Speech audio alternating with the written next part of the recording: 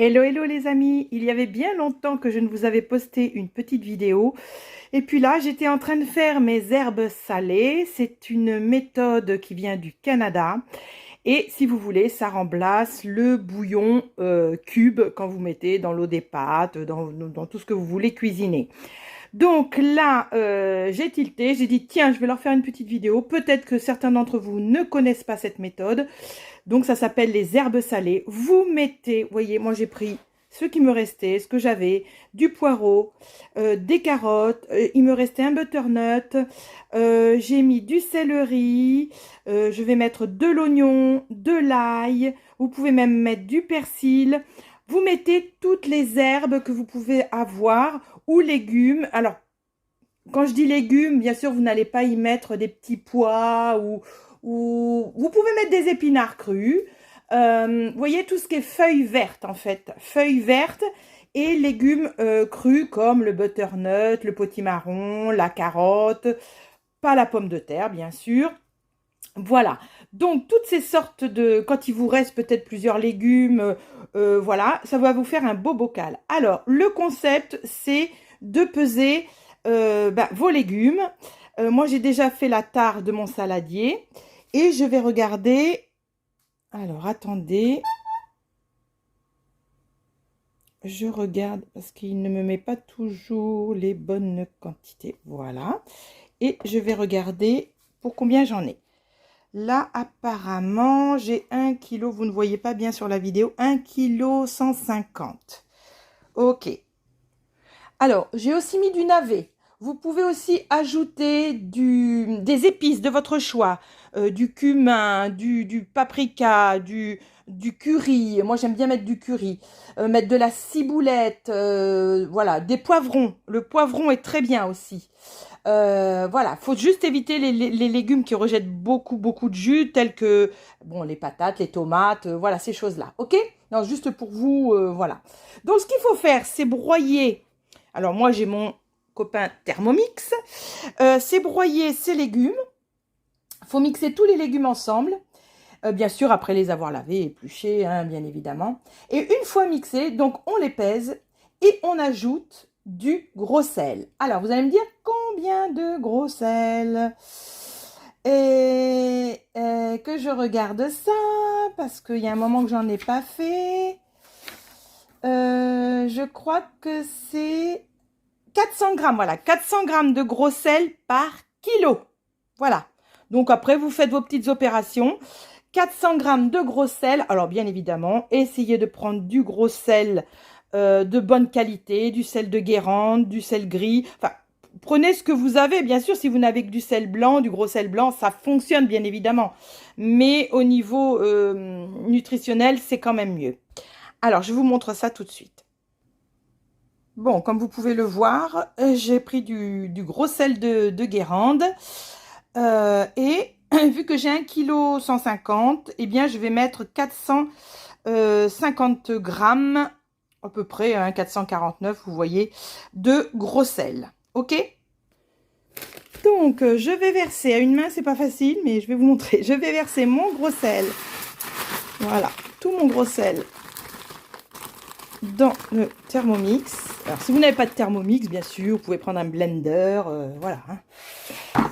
Tout le monde n'a pas de Thermomix, j'en conviens. Allez, et vous ajoutez vos légumes. Alors, il va peut-être falloir y aller par petites étapes parce qu'il y a beaucoup de légumes quand même. Donc, moi, ce que je fais, je mixe petit peu par petit peu. Ah, pardon, j'ai fait tomber des légumes. Alors, j'avais oublié mon ail et mon oignon. Donc, je rajoutais de l'ail et de l'oignon. Et puis là, nous allons donc mixer jusqu'à avoir une espèce de pâte. Allez, c'est parti. Je vais le faire en 2 fois parce que j'ai beaucoup trop de légumes. Et puis après, je remélangerai tout ensemble. OK? Allez, c'est parti. Je vous évite le bruit, hein.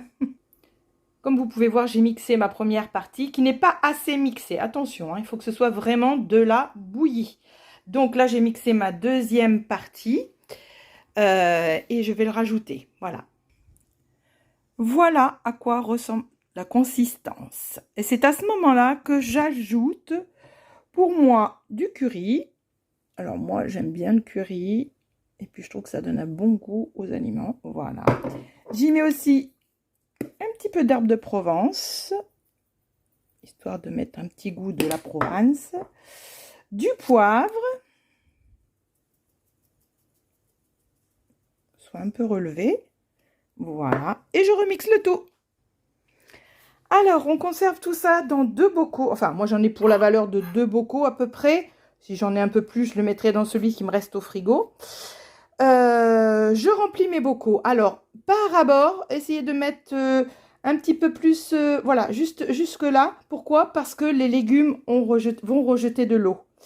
C'est normal avec le sel, hein, vous comprenez bien que ça fait une espèce de fermentation.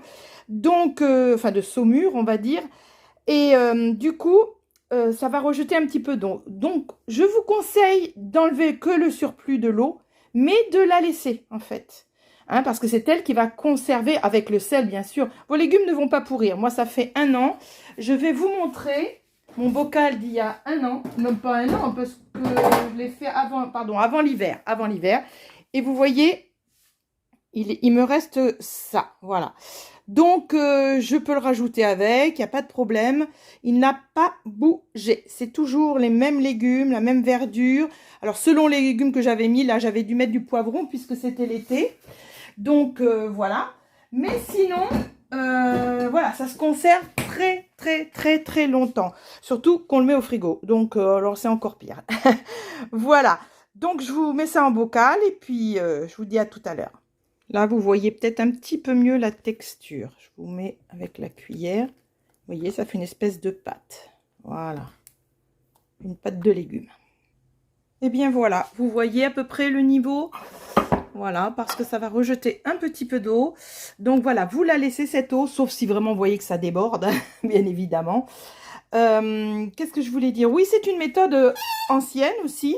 Il se peut que dans certaines régions de France, ça se faisait aussi. Et ça se fait aussi, je crois que du côté de l'Alsace. Donc ça, n'ayez crainte. C'est comme de la saumure et ça se conserve très longtemps.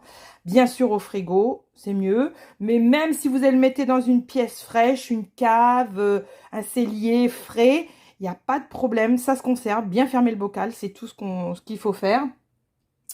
Alors ça, vous pouvez le faire aussi si vous avez des restes de légumes dans votre frigo, plutôt que de les perdre et de vous dire, bah non, tout compte fait, je vais pas les utiliser.